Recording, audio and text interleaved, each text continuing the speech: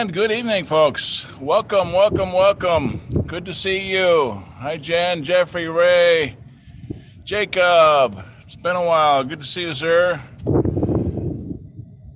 And we got Brad. Who else we got here? Sylvia, Robert, Lorna, Tereskova is just joining us.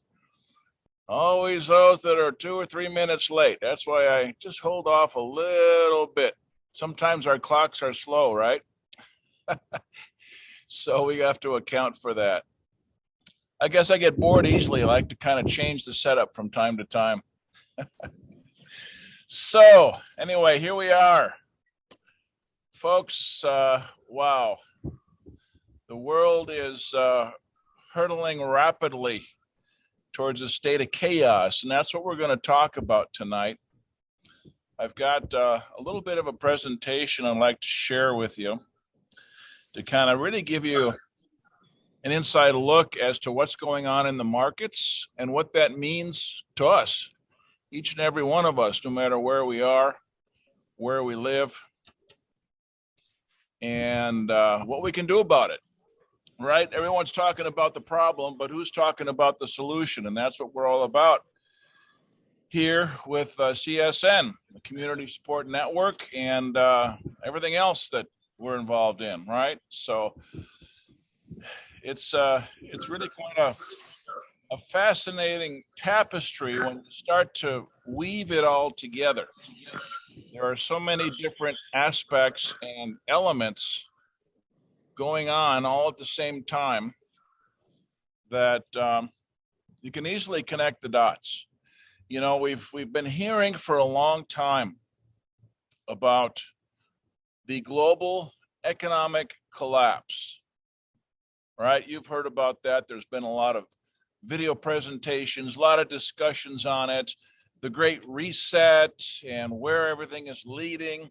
You're all very familiar with that. So tonight, what I hope to do is to really just tie that all together in a very simple format so that people can really see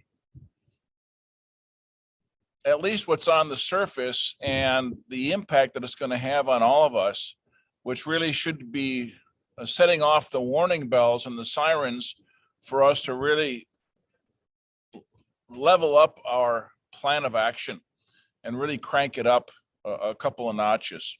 Okay, so rather than bloviate any further, let me pull that up. I've got a short video presentation, 12 minutes, that I couldn't say it any better, so I'm just going to share it with you. I've edited a couple of the pieces out that aren't necessary, that take time, and then I'm going to share with you some of my own insights on the markets, show you what's going on in the markets, and why that's important. Okay, and then we can talk about it a little bit in terms of a plan of action, and that's what we're all here for. CSN, the Community Support Network, is all about creating and providing solutions to people, right? It's very simple and straightforward. We're here to provide solutions if people would only recognize it and see it. And that's the big problem we have, is that we've got a world of zombies going around that have shingles over their eyes. You know, it's like the three monkeys: hear no evil, see no evil, speak no evil. I don't want to hear it. Don't interrupt my bubble of nirvana. You know, I'm living in nirvana in my own fantasy world, in my own virtual world. You know, I'm ranked number 11 in the world in Game of Thrones, or whatever the video world games are. You know, people are living in a fantasy world. All right, so we're going to get into that. So let me just jump right into that here. So bear with me. Good afternoon, everyone. Life's about to get expensive for everyone. U.S. firms urge White House, don't sanction Russia on uranium. We need it for power. Commodities traders figuring out how they're going to fill orders with Russia isolated, shortages everywhere. 95% oil industry collapse in Russia. How many banks are intertwined with this oil and gas industry? There's going to be so many knock-on effects. Look at the lines forming as gas prices rising in Canada, where you're heating budget's going to break your bank. Well, you can't get to the bank. Sorry, delayed. Online transactions, Credit Suisse hiding that a third of defaults were because of sanctions last time. What do you think is going to happen more to the intertwined global economy? Oh, wait, can't ship anything. Maersk halts all container shipping to and from Russia. Most important trading partners of Russia. These are the countries that are going to have the biggest economic decline. And inflation, Germany, France, Italy, Spain, already excruciating. And this is just a percentage of what is inbound. Are you ready?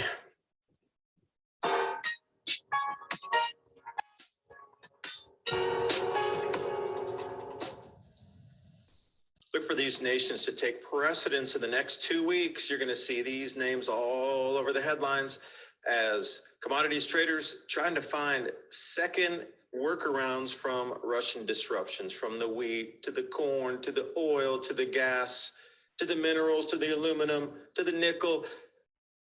But oil will be first. So I would imagine Angola and Nigeria, Algeria as well will be in the news, the top three there. They have the most to export. It's all about the energy. I'll talk about food in the next video, but U.S. energy firms urging White House not to sanction Russian uranium. Why not? Oh, we need it for electrical production. I didn't know this fact. Nearly half of the material powering American facilities comes from Russia. Kazakhstan, ding, ding, ding, ding. Remember a couple months ago, Kazakhstan hit in the headlines. Oh, wait, they have 10 million tons of available grain supply as well. But that's definitely not related to anything, the food and the energy. And Ukraine, breadbasket of Europe. But moving forward, it's going to be about the energy, the food, and the commodities. For example, aluminum prices hitting record high, $3,500, $32 a ton. Uranium prices are up 5%. Oil jumped 6%. Wheat limit stop 7.5% up. And then you see these little distractive headlines here. Clothing giant H&M suspends sales in Russia. Oh, Apple did it too. Apple's going to pause all sales in Russia. Apple Pay, Google Pay, cutting everybody off. You can see the dangers of a digital world. Does everybody understand the intertwining of our world at the moment financially? Because look at this. Maersk suspends all container shipping to Russia. I guess that's going to explain another breakdown in fertilizer deliveries to the farmers across the world. So the yield declines that were forecast anywhere around 12% global decline in production for food this year because of the fertilizer and the herbicide and the pesticide shortages out there can run to infinitum now that supply chains are being shut further. There has to be an excuse to cover an excuse.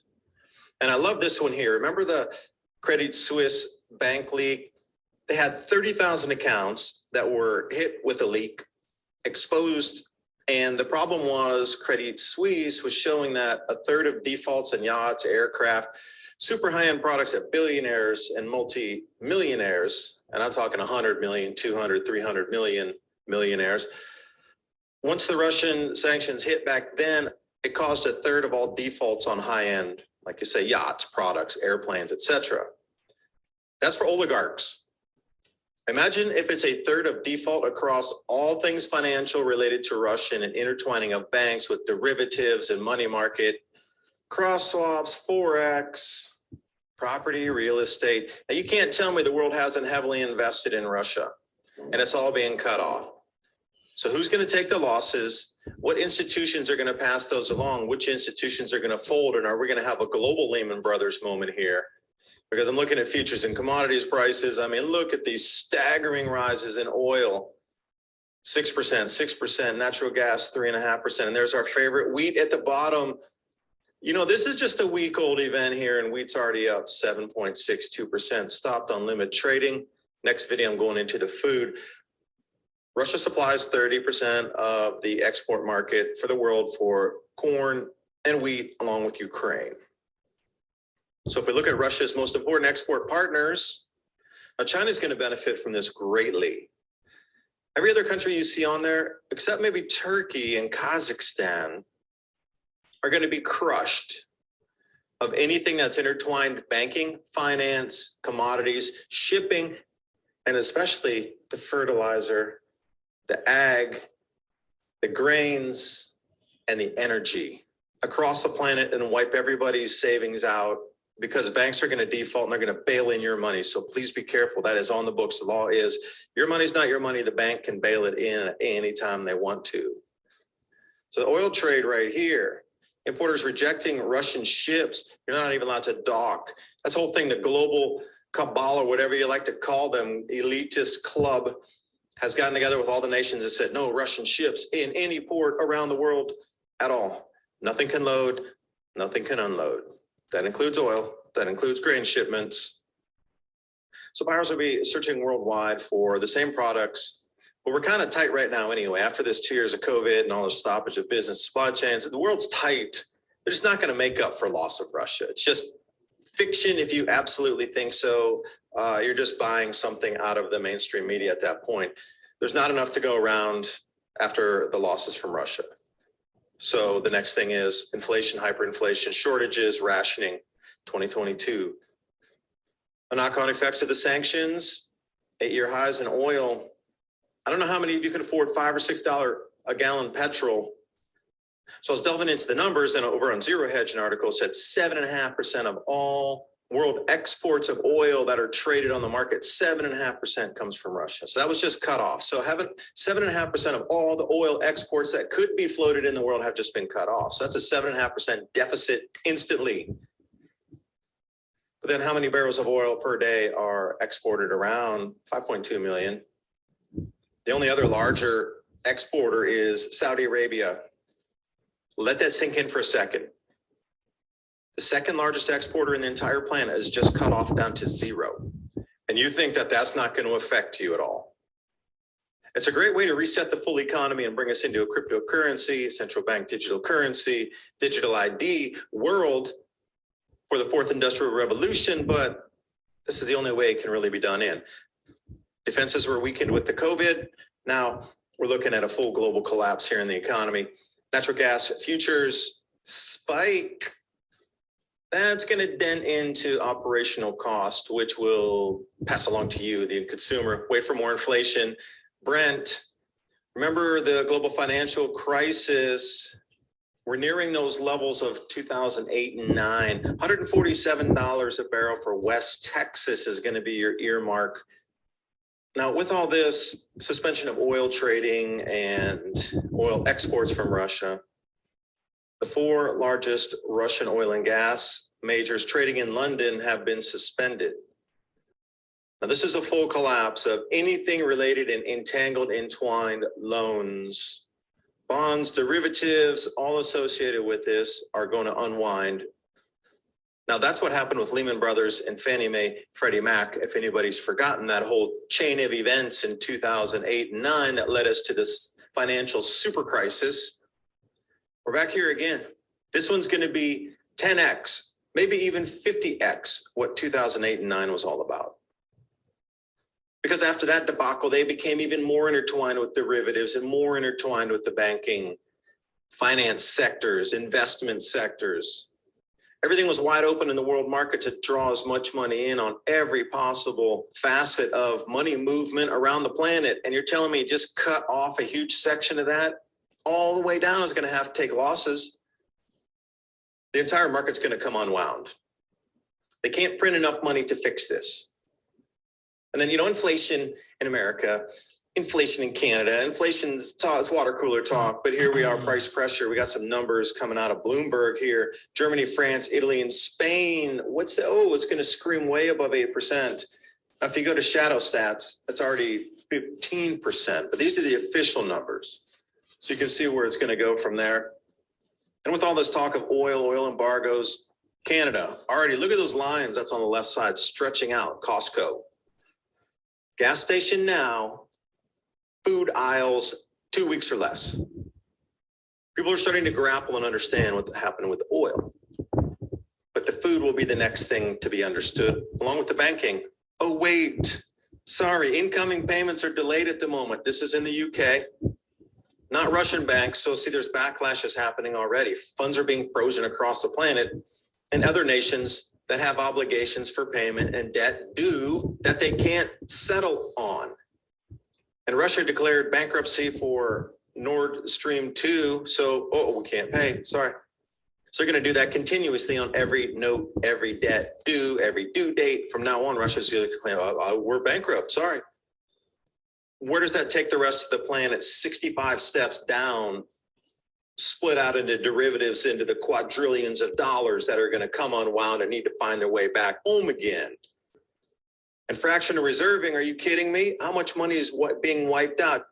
You think those banks can keep their balance sheets and reserve ratios in check during this time? I know they can't. That's why Credit Suisse was so secretive about how much money they lost with the Russian sanctions with oligarchs, because this is coming to me and you, mom and pop. But here's where it's going to hurt most: heating budgets. We should just say electrical in general and just energy in general now, taking a step forward. Statista, they have put out great charts. High share of residents unable to properly heat their homes because it costs too much money. And they were already struggling. Bulgaria, Lithuania, Cyprus, Portugal, Greece, Spain, Romania, and Germany. Now, wait a minute. Did I see Germany, Spain, Italy, and France on that runaway inflation chart? You think this is going to help at all? And how many defaults will there be on the home level moving forward through the next 2 months? I'm not sure. I'm putting the question out there. If you have any idea, please leave it in the comment box below. And I do thank you for watching.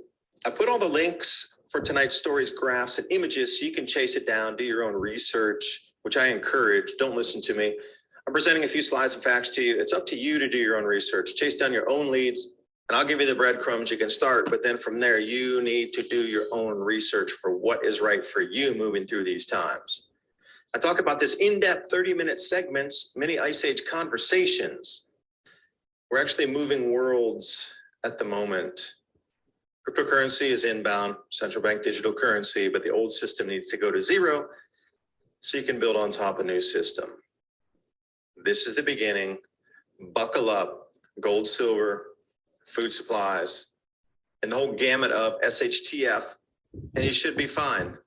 Ish, if you have a community.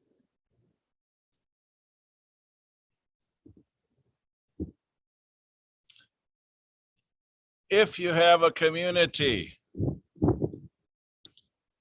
Famous last words. We've been talking about that for how long, right? And that's what Community Support Network is all about. The community that we need is, we start off online. That's virtual. That could be, setting up a community with people halfway across the globe. But at the same time, we need to be developing communities at the local level. Person to person, face to face, hand to hand, right? Finding local food sources, finding people you might be able to barter with, finding people that, are also of the same mindset, that are thinking in terms of preparing for what's coming on here. All right.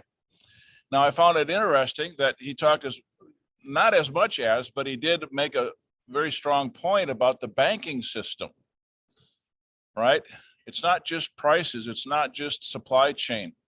It's how this all affects the banking system and the financial system. All right. So let me segue to a very short presentation that I have here for you. I'm going to show you what the markets are doing, as I said earlier, what they're doing today. This is natural gas. All right, this is an 8-hour chart, so each candle represents the price action for 8 hours. So this is kind of a short-term chart. Natural gas has been kind of choppy, but you've heard an awful lot about the Nord Stream project going from, direct from Russia through the Ukraine to Germany. That's been put on hold. All right, so think about the impact of that. Europe was looking at getting about 30% of its natural gas from Russia, and now that's cut off. What's that going to do to natural gas prices? Okay, so that's just a starting point. Let me just go to play mode. Here's wheat. What do you think about that? Wheat currently is, these are futures contracts. This is a weekly chart, so each candle represents a week's worth of price action. On March 1st, it was 984. Today, it's 1294. It's up 30% in a week. What do you think about that? Okay, so the gain is much more than 93%. Think about the products that you buy in the grocery store. How many of those have wheat as the primary or at least an ingredient? Okay, what's that going to do to your grocery prices? And this isn't over. This is just beginning. 30% of the world's wheat goes through the Black Sea, which is Russia and Ukraine. Right now, there's no shipping. Russia has been firing on merchant ships. And what kind of a signal do you think that sends to the ships following those that have been fired on? Things are shut down. All right, this is corn. Similar trajectory. You can see this is the past 7 months, up substantially. And I mean, the prices are going parabolic. Here's light crude, West Texas Intermediate. Brent crude, which comes out of the English Channel, is even higher. Okay, this is out of West Texas Intermediate oil. And you can see what's happening there. Earlier today, it hit, or yesterday, it hit $130. All right.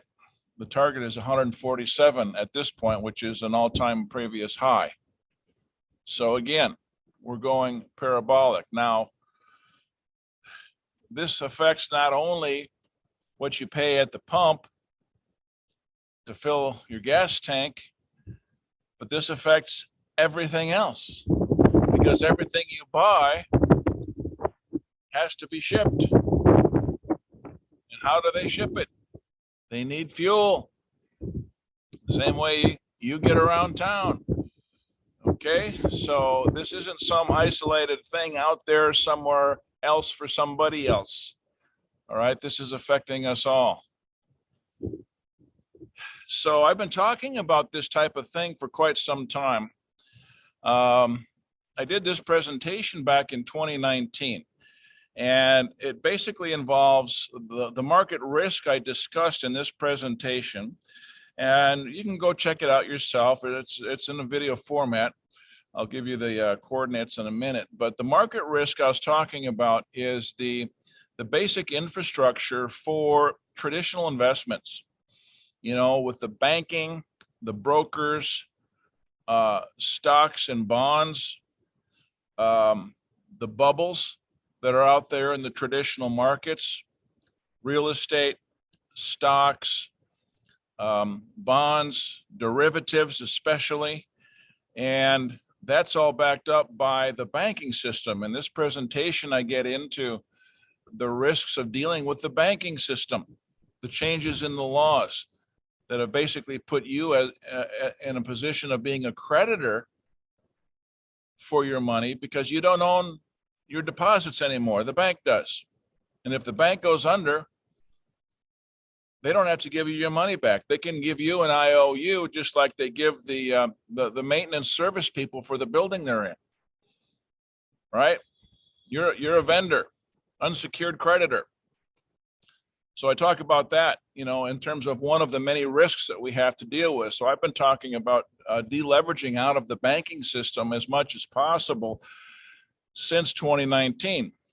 And the alternative assets I've been talking about are just that. Commodities, cryptos, energy, things that are going to take off with inflation. We've seen the money printing going on for years now. I mean, it doesn't take a genius to figure out that with all that money printing, inflation is going to take off like crazy. Prices are going to go sky high. And that's even before the Ukrainian situation exploded. Right now, with that's just exacerbated the entire situation. So I was given this presentation. I gave it back in Moscow back in 2019 with the Invest Pro people. I've done a number of events for them, both live and online. In Russia, I've done a live one in Kyiv. Kind of ironic, those two locations, huh? Dubai, I've done online presentations. And I started talking about these type of things back in 2019. November, starting in June in Kyiv and then November in Moscow. I went back and did a trip to Dubai. So these are basic economic fundamentals. Doesn't take a genius to see these things coming, although it does take someone with an open mind who's willing to step out of the groupthink syndrome that the world seems to fall into. Obviously, you need to be a critical thinker, think for yourself, and see the obvious. And that's all I was doing in these presentations. So subsequent to the final presentation I did there in Moscow in November 2019, I did this presentation on video, which you can see, which talks about, the importance of getting into commodities, getting out of cash and into commodities, and recognizing the trend that was going on. All right, that was back in the summer of 21. So this has been going on for some time. You can find those presentations if you're interested at this URL, the MMG Finance page on Vimeo, and see for yourself. I thought this was an interesting quote. Peace for any prolonged period of time is impossible. Humans have a natural thirst for chaos, and war is the most readily available form of chaos. And doesn't that seem to be sadly true? All right. So in as far as that goes, we have to take a look at that aspect as well. Beyond economics, I would highly recommend you look up this presentation on YouTube, make a note of it. This lady draws some parallels about the previous two world wars, how they started as limited conflicts and how they expanded into a world war scenario. And honestly, if you look at history, you look at current events, there has never been a stronger parallel than what we have right now. So take a look at that when you get the chance and look it up, and let's see what we can do to get some heads up and some insights, right? So hopefully you can see right now what's going on and where we need to go with some of these things. I need to go back. I didn't get to the most important aspect of what we need to do here, call to action. So here's what we need to do. All right, buy food supplies now while you still can. That's the first thing you need to be thinking about. Why? And what do I mean while you still can? Well, there's two things that are going to affect your ability to buy supplies later. One is the price. A lot of people are going to have to change their diet and what they buy at the store because they simply won't be able to afford the things they're used to buying, right? So the price is one thing. Get things now before the prices just go through the roof. Stock up. And the other thing is the supply chain. All right, in view of what's going on, disruptions in the supply chain for all the reasons that you've heard about, you should know about. I'm not going to review, but there's a number of reasons why the supply chain is going to leave many supermarkets with empty shelves. Okay, so that's number one. No matter what your financial condition is, you can do that to whatever ability that you have. Secondly, in terms of the banking situation, you need to develop alternative financial resources. And I've developed, if you're not already on my email list for that, alt banking, You can go to the landing page here, financialprivacyis.great.com, and get on that email list and start receiving those emails. Right now, I've got about 30 days worth of special instruction that will guide you into looking at alternatives for financial resources, alternatives to the banking system, and different ways of managing finances. Okay. Some options are open and available to everybody. Other options are available more for those that have, perhaps a higher net worth with some savings and investments to protect.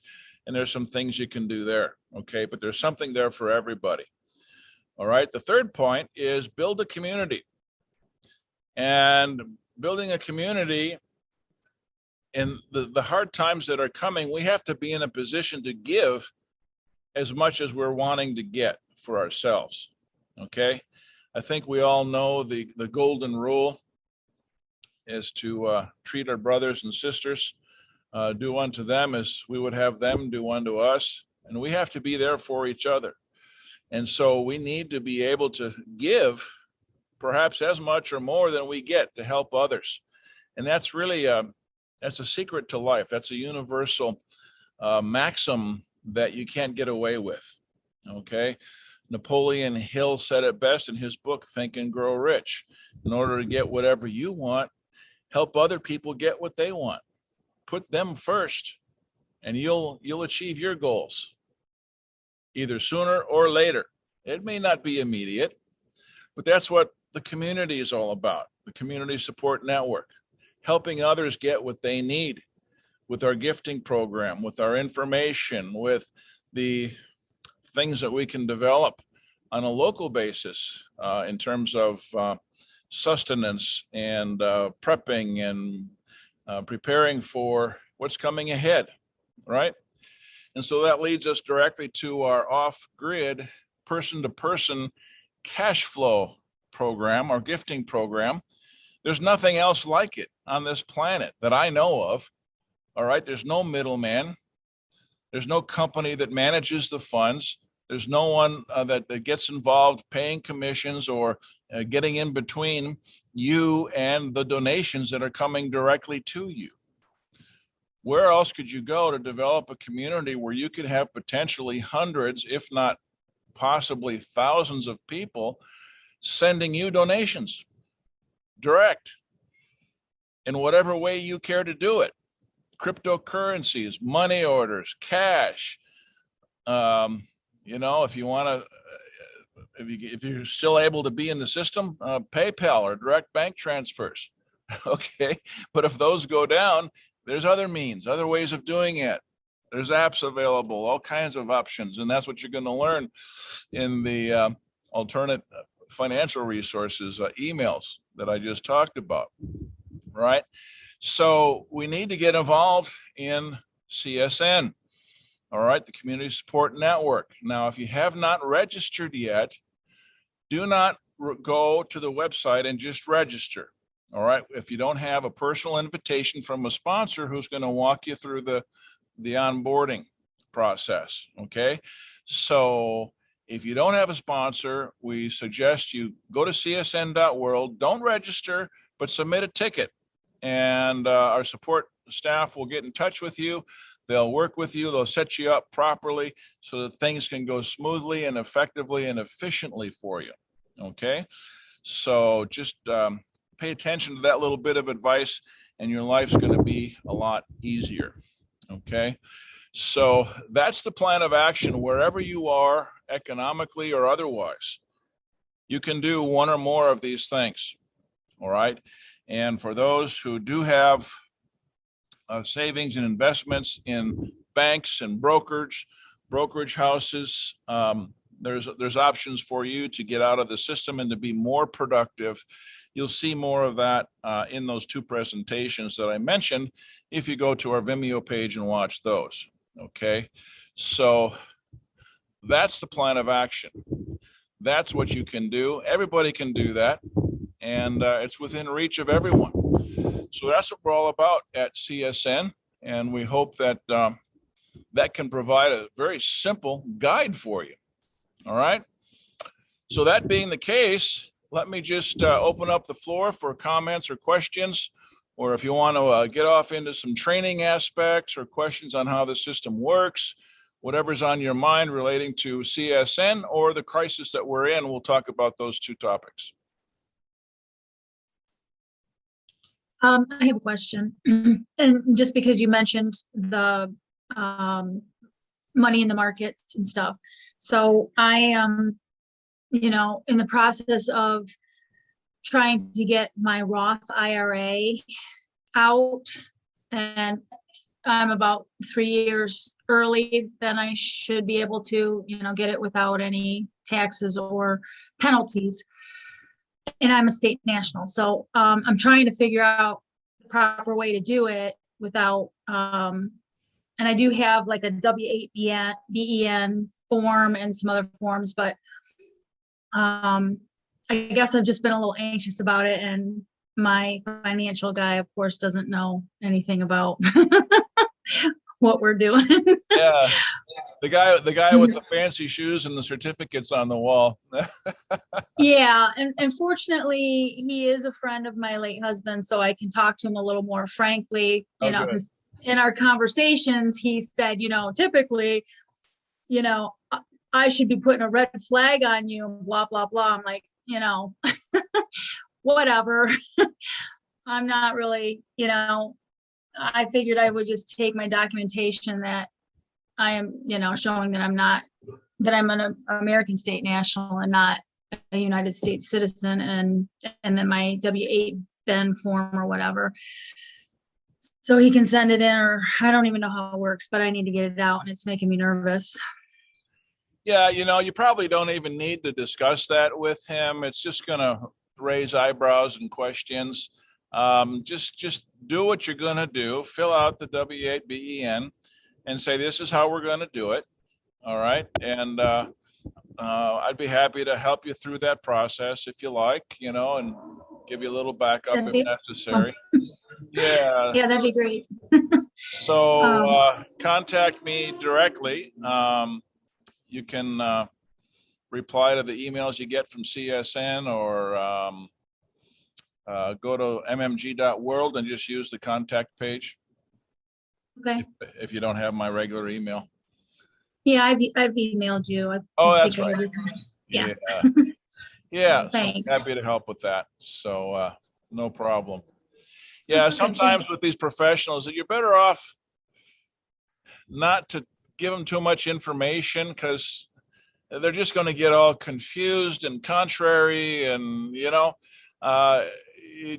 them the minimal amount of information, and they work for you, and just say, okay, this is the way I want to do it.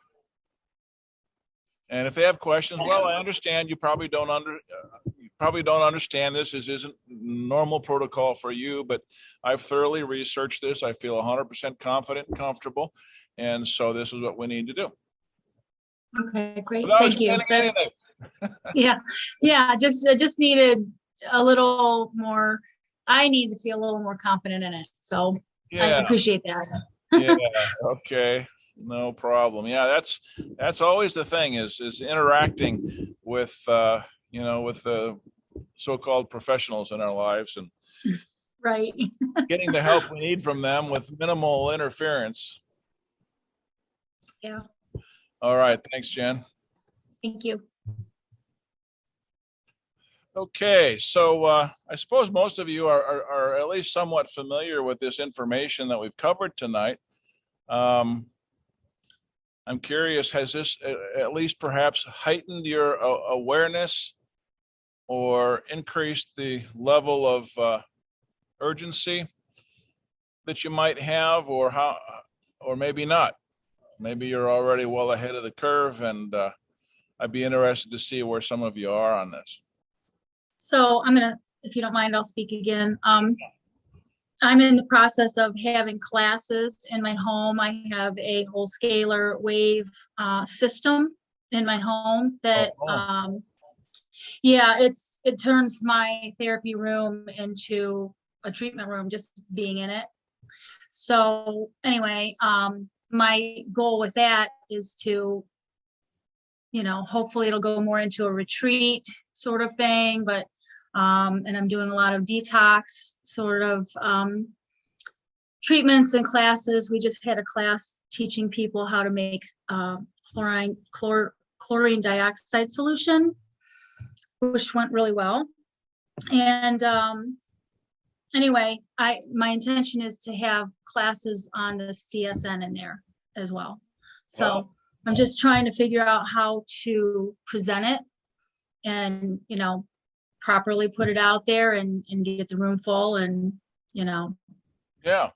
Well, it was listen. my hope that if it's not too long, that maybe this recording would help along those lines. Yeah. It kind of puts things into practical terms, Mm-hmm. So Yeah. just an idea. Are you talking about the 12-minute video that you shared, or? Oh, the one we just did tonight. Oh, okay. Yeah. I mean, that's where we are today. It's like, here we Yeah. are, folks. Are you going to do anything about this or not? Right. Your choice. I'm not saying what you should do, but here's an opportunity. So, Yeah. for whatever that's worth. Yeah, we've got how many presentations on CSN? Stick your hand in the bag and see which one you pull out. A lot of different angles to take. So, Okay. Anyway, thanks, Jen. Yep. All right. Anybody else got thoughts, reactions? Hi, Mark. Yeah, hi. Sylvia? Yes, how are you guys? Oh, doing good. Yeah, you look like you're doing pretty good there, Mark. Yeah. Well, I'm not in the cold anyway. Yeah. No, I just wanted to also bring up, I'm retired. I don't know what's gonna happen with, the money coming into the bank from my pension. So I'm a little concerned about that, since that would be my only income for now. Well, it shouldn't be. If you're So- CSN, you need to be getting direct donations. Work the system. Get it going. So you're not right. dependent. That's the whole idea. So I'm Yeah, going to call you out on that right now. Okay. And then also something that's been on my mind is, we have about 21 states that are getting on this vaccine passport. Yeah. I don't know if you heard of that, which is also concerning to me Sure it because I'm is. in New York, Yeah. So on top of all of this that's happening, we have that also because there are people bringing it up in the legislative side of the branch. Well, So, I mean, at this point, the whole narrative behind the vaccines is crumbling. I really, really could not see how a state could enact that kind of legislation at this point in time. The CDC has basically admitted that the masks don't work. So after 2 years of bullshit on that, they've admitted that much. And now the CDC has even admitted, well, maybe we were a little bit more optimistic than we should have been on the vaccines. So they're admitting the vaccines don't work. So I don't see how a legislative body could pass anything in view of the crumbling narrative and how it's all being exposed as complete bullshit. yeah. And the people need to rise up against that. And hopefully, and that's what they're doing with the Truckers Freedom Convoy in DC right now. So, so that's happening. And, people need to get involved and get active with the NATF, the National Action Task Force. That's what we've created that for, is to show you how to fight back, how to stand up, stand on your rights. That's complete discrimination, absolute discrimination, contrary to the Civil Rights Act of 1964, which is Title 42 in the U.S. Code. So that should be a non-starter from the beginning. We'll see. Yeah, thank you for that, Mark. I yield. Yeah. Okay. Hey, Mark, it's Jeff. Yeah, Jeff. Hey, in the presentation, we talked about the banks, we talked about the system, we talked about the IOUs. And other than CS, what can we do with our direct deposits? Could they go into MMG? Direct deposit, probably not. That would need to go directly into an account with your name since you're the beneficiary. And we can't create those within MMG. Or what about the Swiss accounts that we discussed in an earlier call? That's outside the U.S. I would imagine they would require a U.S. bank, so it'd be a domestic transfer, part of the ACH system, ABA, American Banking Association members. My recommendation there is, if you're getting direct deposits, don't accumulate them in the bank. Receive them and then move them out into something else. At least for any amounts you don't need on a monthly basis. If you're paying your bills out of that account, well, just continue doing that. But any excess amounts, that's my advice, is don't leave any extra in the banks that you don't need, that you're not going to spend within 30 days. Yeah. Yeah. Thank you. All right. And the good news is, if you get your direct donations up well enough, you don't need those direct deposits anymore. That's the whole idea. Eliminate dependency. Easy to say, right? I know. Okay. Good. So, Mark, I have a question, if I could. Yeah, who's this? It's Lorraine. Okay, Lorraine. It's a question regarding the crypto. Russia has, I don't know if it's true to say that they claim that they started the crypto there, and they're not like, they're happy to exist on the crypto. But I'm questioning, when you look at the world money markets, like here in Canada, the government has tried to seize crypto wallets. And so with Ray's guidance, I have gone ahead and got the Trezor. So I'm going to be moving, our crypto into the Trezor for that reason.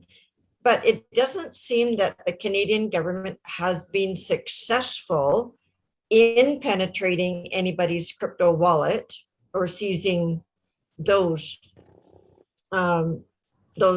access points.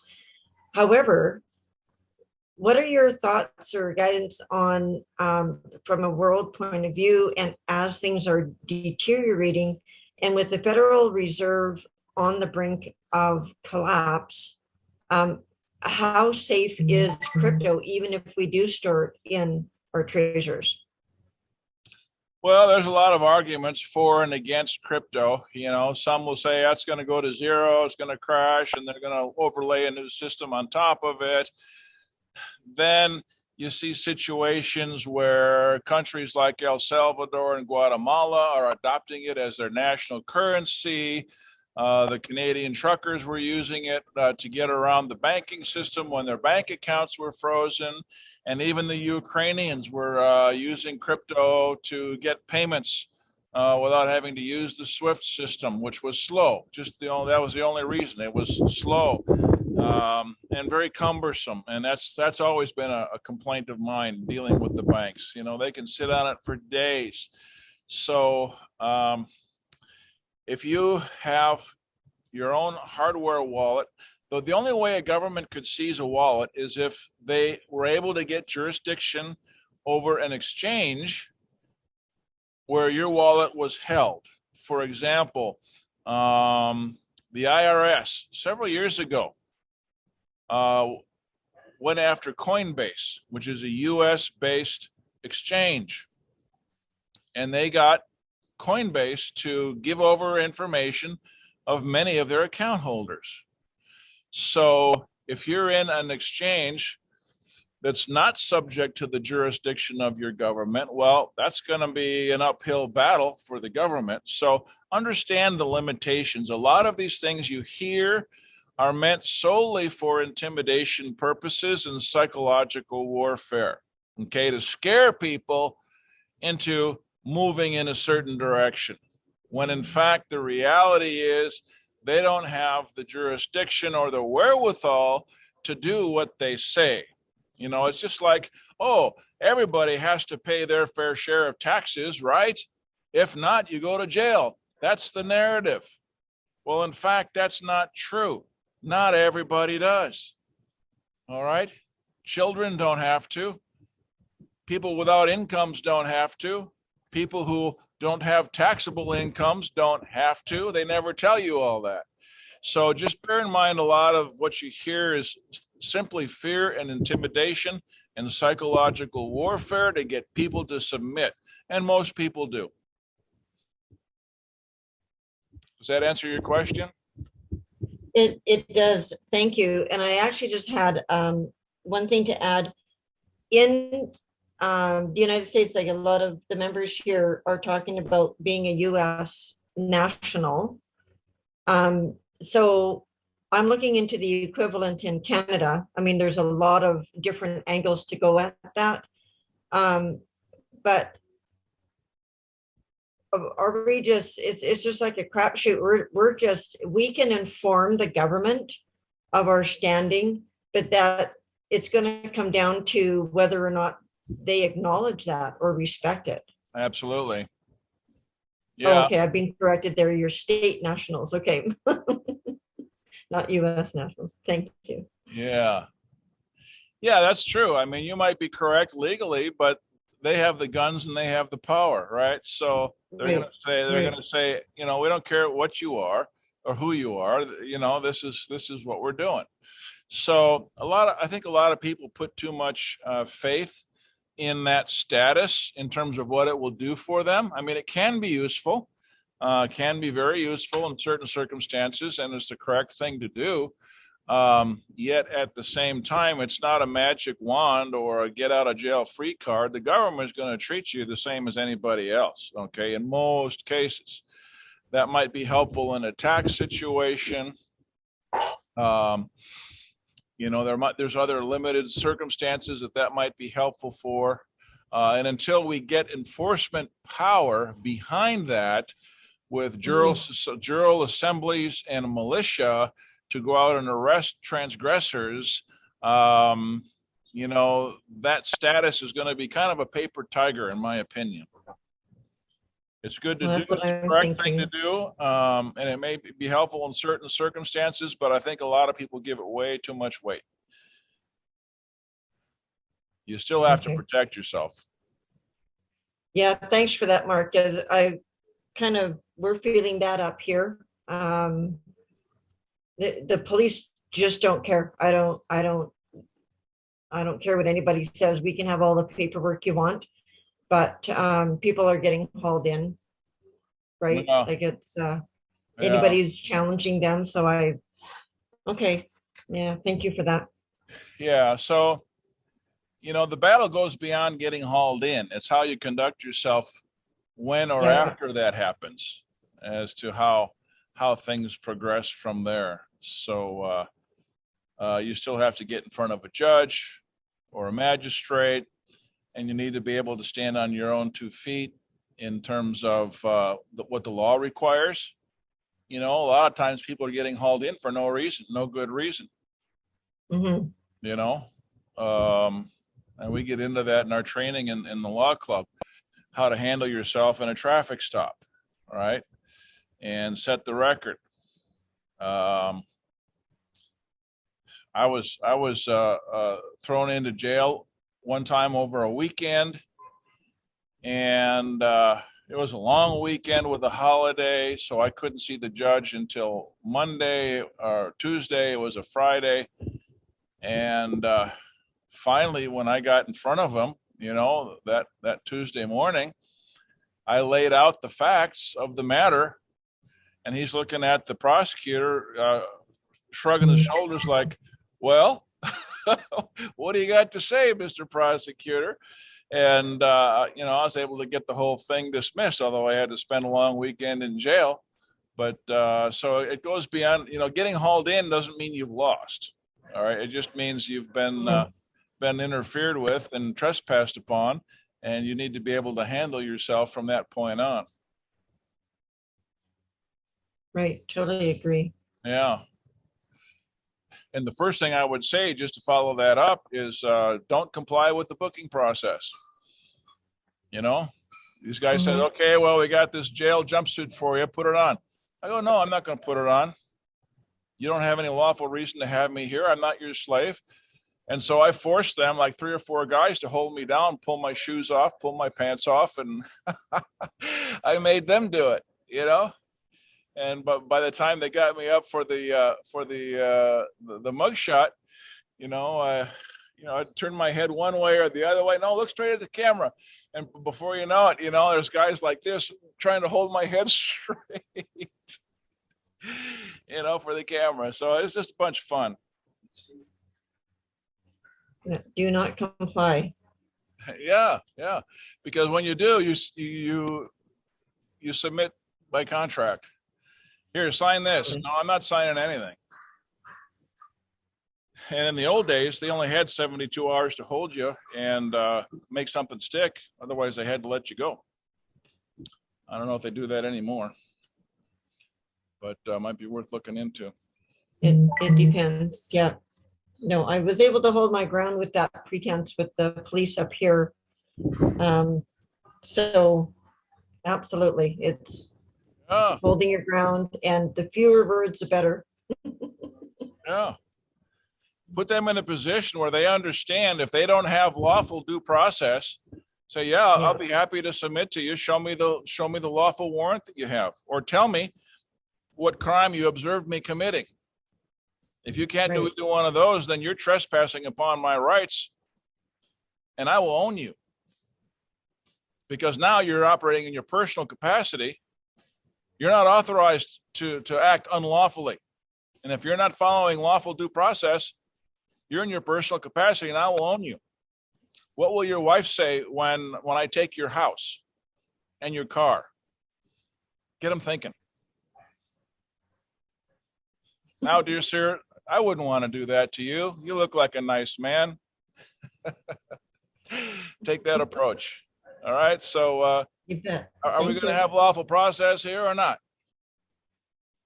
And when they see that you're dead fast, confident, standing strong, and you're absolutely sure about yourself, well, they'll make a note of that.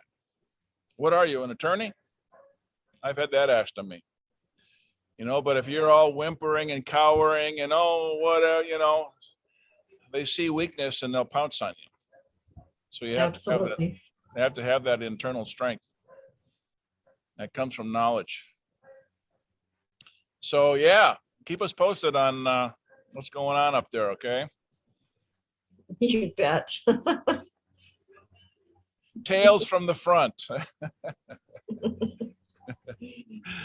All right. Will do. All right. Thanks, Lorraine. All right. Other comments about what we discussed tonight?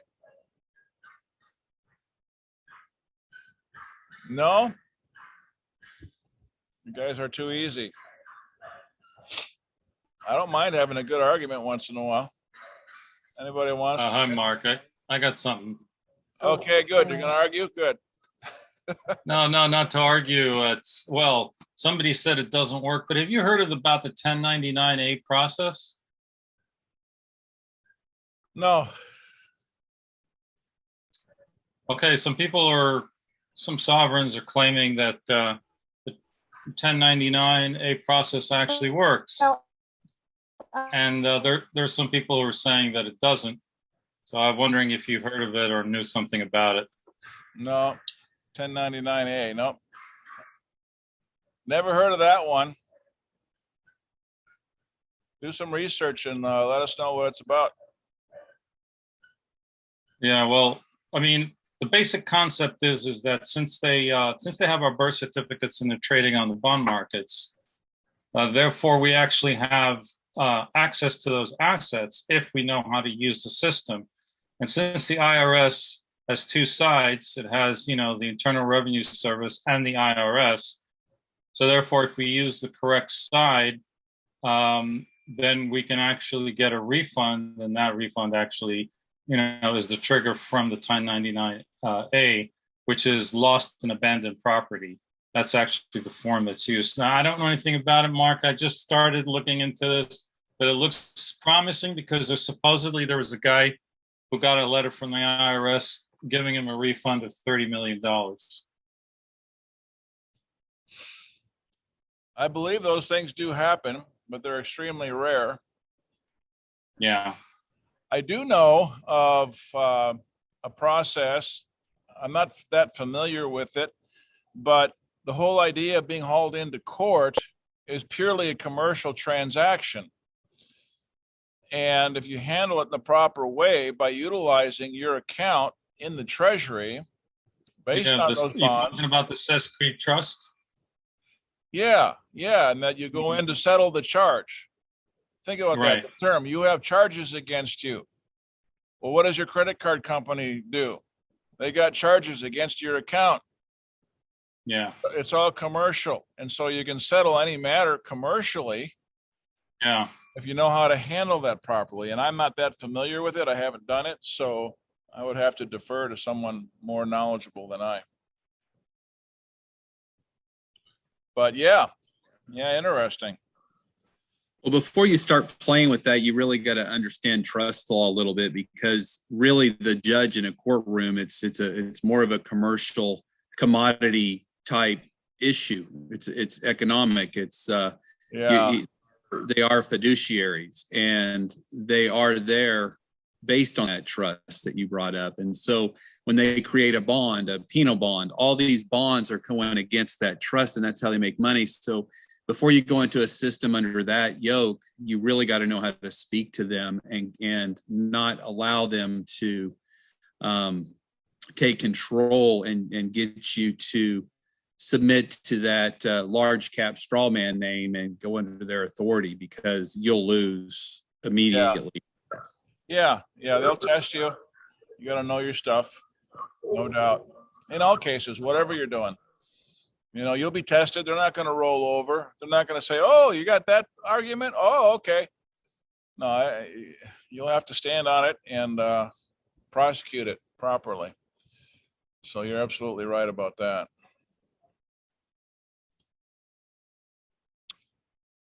Okay, folks. Well, we've been here about an hour.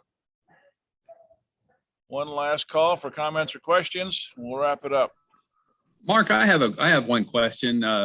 Has anybody had any success with people waking up to the benefits of CSN as a gifting program? No matter what videos we put together, no matter what we show, it just seems like people are so paralyzed to do anything different. So I'm wanting to just find out if anybody's having any success out there in helping people wake up, because it seems like, just in our conversation tonight, we look at, I'm thinking, okay, should I start focusing more on cryptos and commodities and things like that? That's going to steal more of my time, along with all the other educational projects I'm working on. And it's becoming difficult to put the time and effort into it when people are just so stagnant. And it's not just in this, they're stagnant, they're neutral, they're not committed to anything. Yeah. So I'm curious to see if anybody's had any success. May I? Yeah, Ray, go ahead. success comes in just being able to speak to people to get them to try and understand.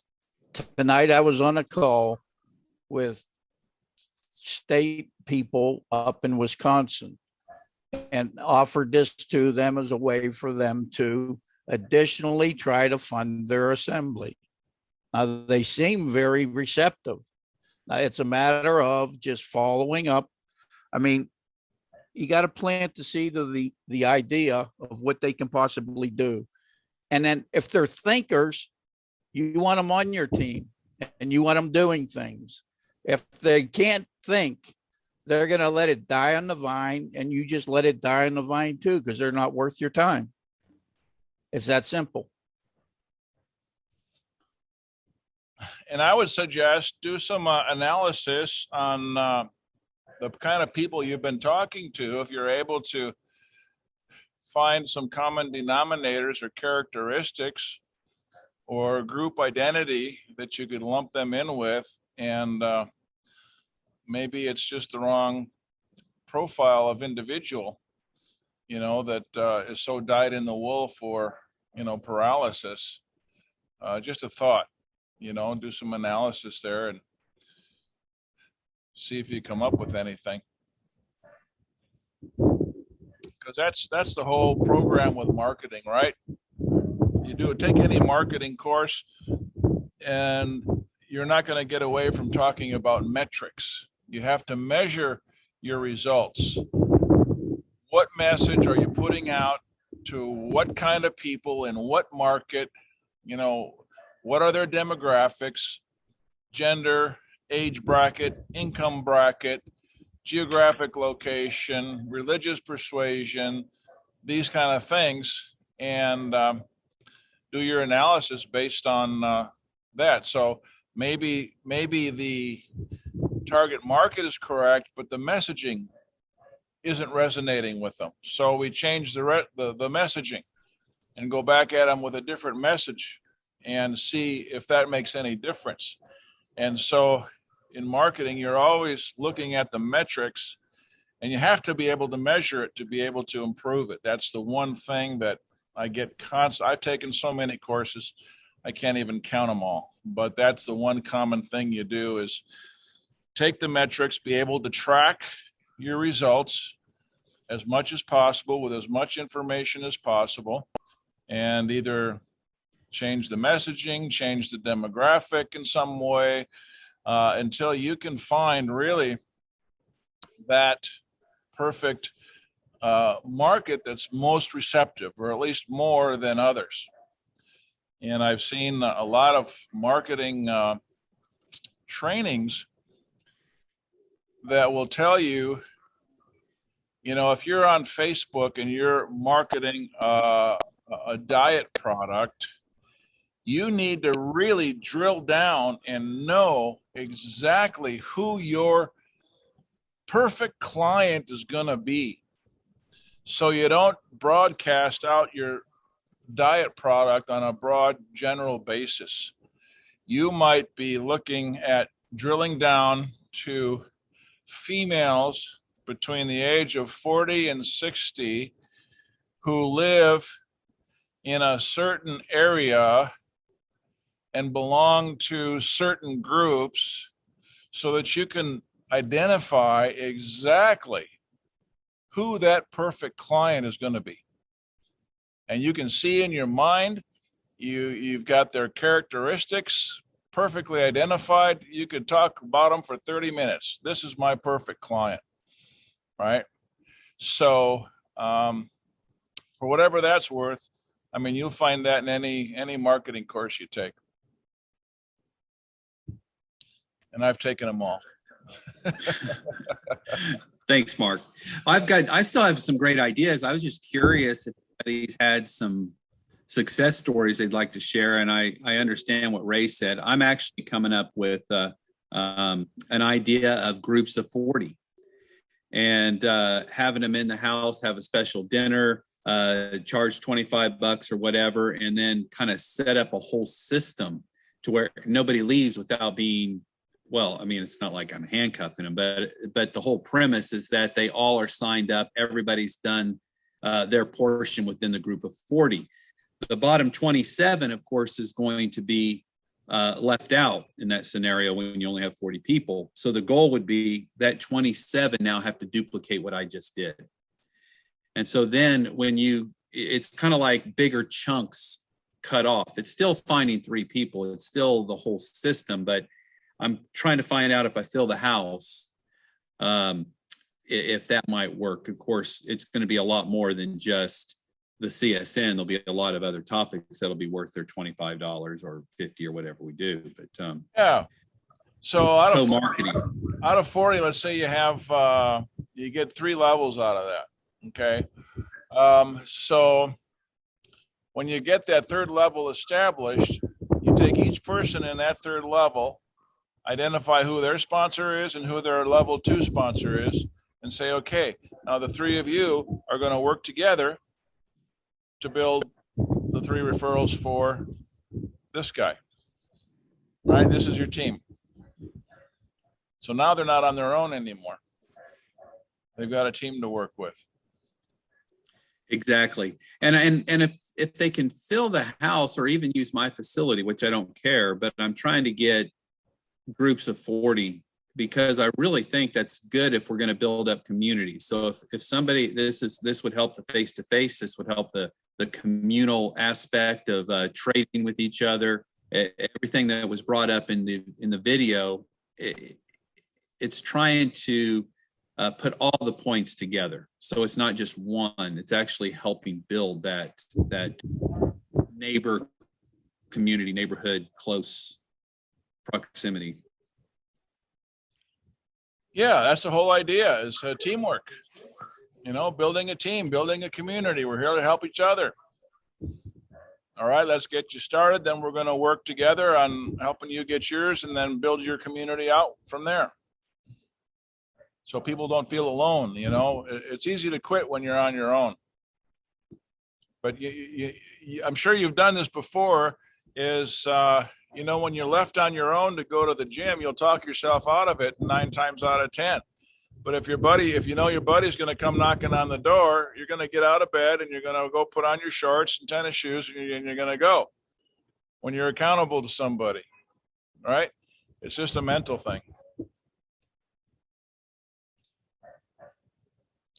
So that's interesting how that works. But yeah, that would be a great concept. Yeah, we'll find the right formula.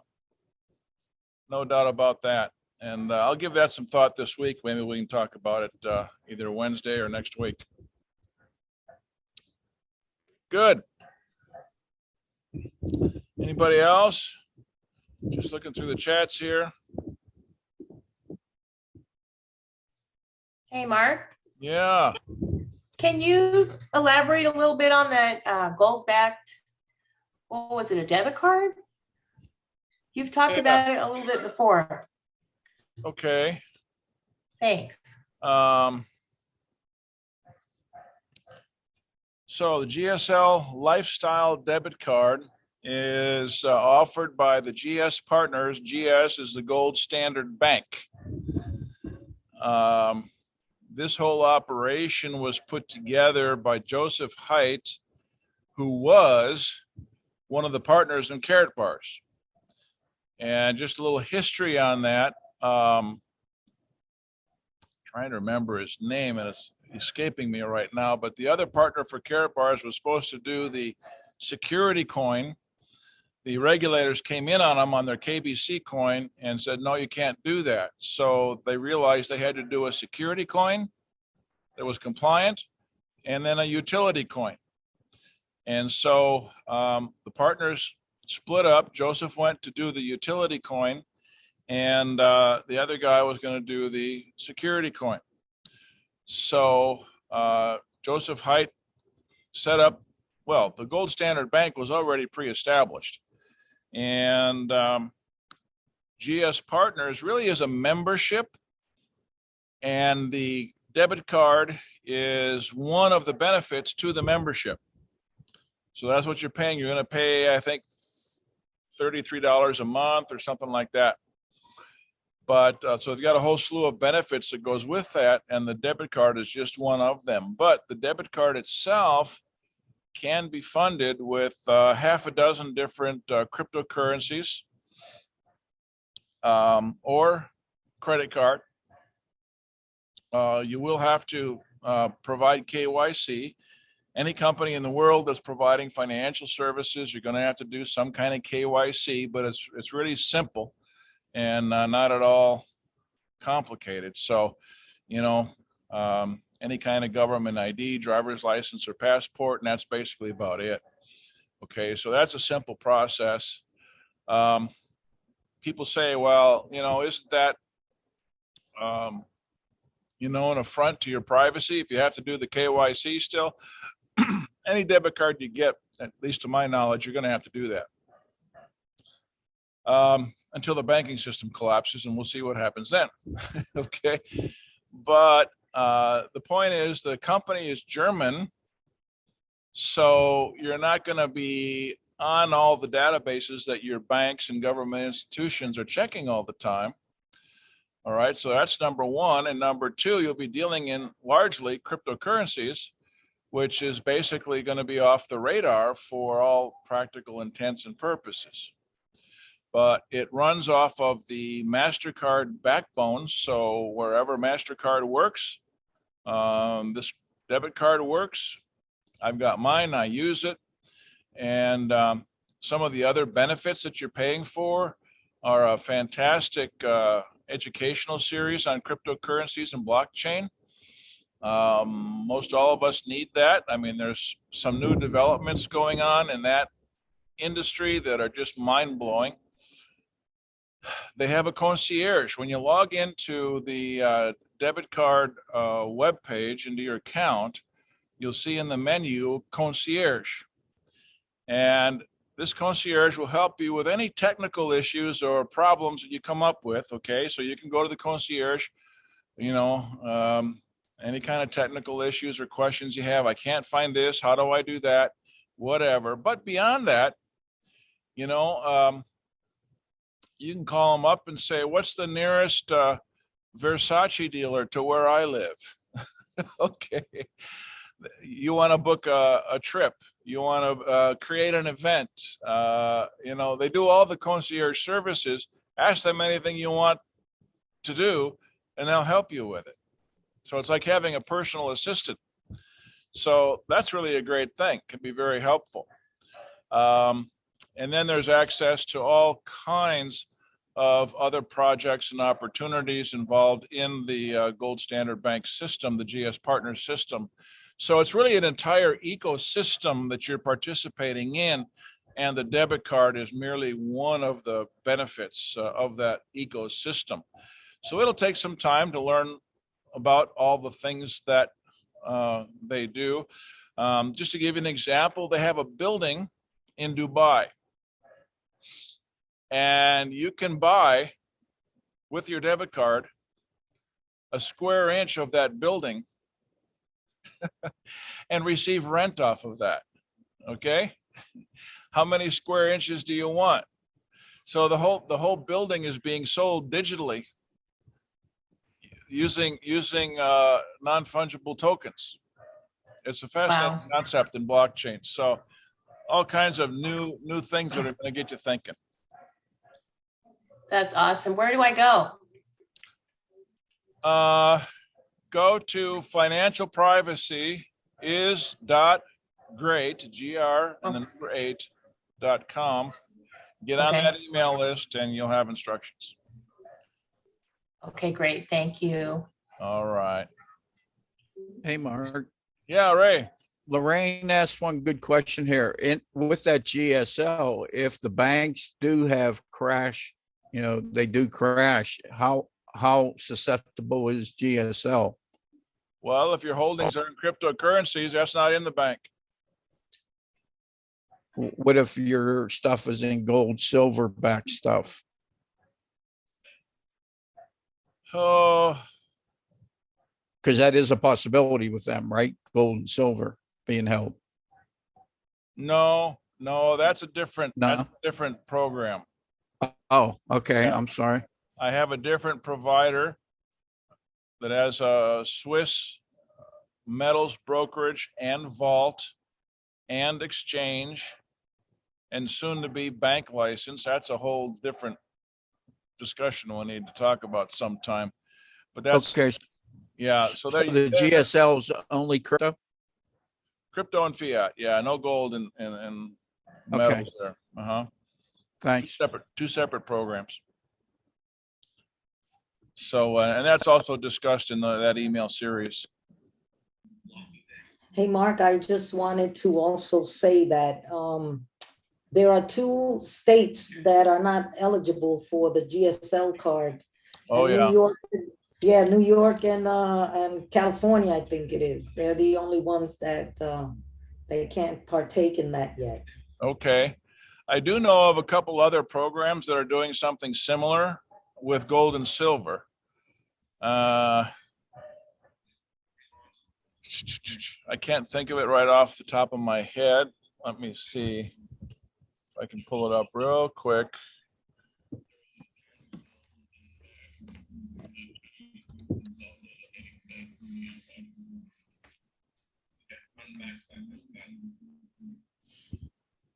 I can remember it. No, that's not it. Anyway, if you want, send me an email. I can give you a US-based company that there's actually a couple of them that you can store your value in precious metals, real precious metals, and then they'll give you a debit card you can spend against your precious metals. So if you're in one of those states that don't accept the GSL card, I can give you an alternative on precious metals in the States. Is it Glint? Is it Glint, one of them? No, that's one. That's one. Yeah, you can look into that one. Is Money Metals the other? What is it? Money Metals out of Idaho. Could be. Let me see. That sounds familiar. Because I know they even accept crypto or at least Bitcoin for gold payment. Oh yeah. No, it's not that one, but that might be one. Carrot bars too, right? I gotta check into carrot bars. I've kind of been off their wagon for a while. Carrot bars hasn't really been doing much. No. It's still on the your web page, so I think. Mm-hmm. Your MMG page. Oh, is it? I gotta double check that. Yeah. Don't take my word for it. Well, you got so many web pages. Sometimes there is some outdated information I have to update. So bear that in mind. Okay. Yeah, but there are alternatives. If you're in one of those states, GSL is not accepted, we can get you hooked up with something else, precious metals based, rather than crypto, which is just as good in some respects. Thanks for all the great information. Good, you're welcome. That's what we're here for. Advance in our plan. Take action, right? That's what it's all about. Information is useless unless you do something with it. So let's wrap it up there, folks. Thanks for joining us tonight. Hope it was worthwhile for you. I'll look forward to interacting with you down the road. Let me know by email if you got any questions, need any help. Be happy to move you forward in your plan. That's what it's all about. But take heed to the message tonight.